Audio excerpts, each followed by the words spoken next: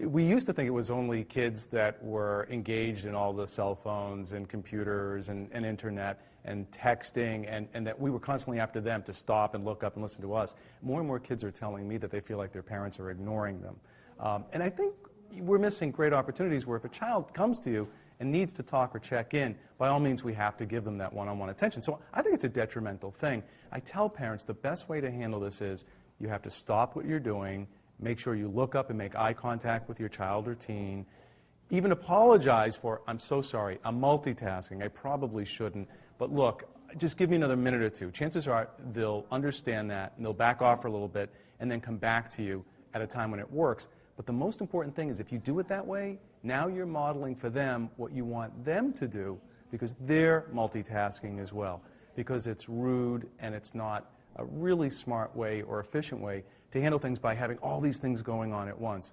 I'll say something too about multitasking because that's usually the situation that parents find themselves in. They're doing more work at home, they're bringing their work at home, they're trying to make up for lost time. So they have 2 or 3 things going on at once.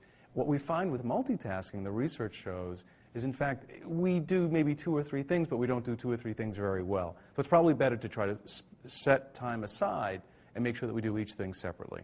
You know, the message that's sent when parents are engaged in something and not making eye contact or only sort of peripherally listening is the same message parents feel every day when their kids are ignoring them. Of course, it's more important that the parent be in tune with their kids than the other way around.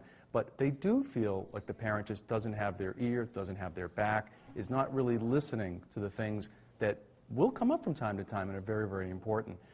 And if a child feels that way, then I think they're going to come to their parent less and less. When you look at kids who do feel like their parents are ignoring them and they're too busy on technology, the short-term effects are going to be just, I'm going to tune out from you, I'm not going to come to you, I'm going to handle this on my own or go to other people to handle it. But the longer-term effects are more serious. They're about self-image, self-esteem, value of oneself. Hey, if you can't put down the text or you can't ignore that call or you can't get off the internet for a moment to talk to me, then I must not be of much value. Parents are in the #1 position of modeling for their children 24 hours a day, and children and teens are more likely to do what they see us doing than what we tell them they should be doing. So they need to make some hard decisions about making sure that they don't bring too much work home, or they are very clear with their kids, look, between this hour and that hour, I'm going to go off, and that's going to be an extra work hour. That's a great time for you to do your homework. But then let's make sure we schedule time as a family, we shut all the electronics off. So do time management a little bit better. And we are in a situation where more and more people are having to do their work at home.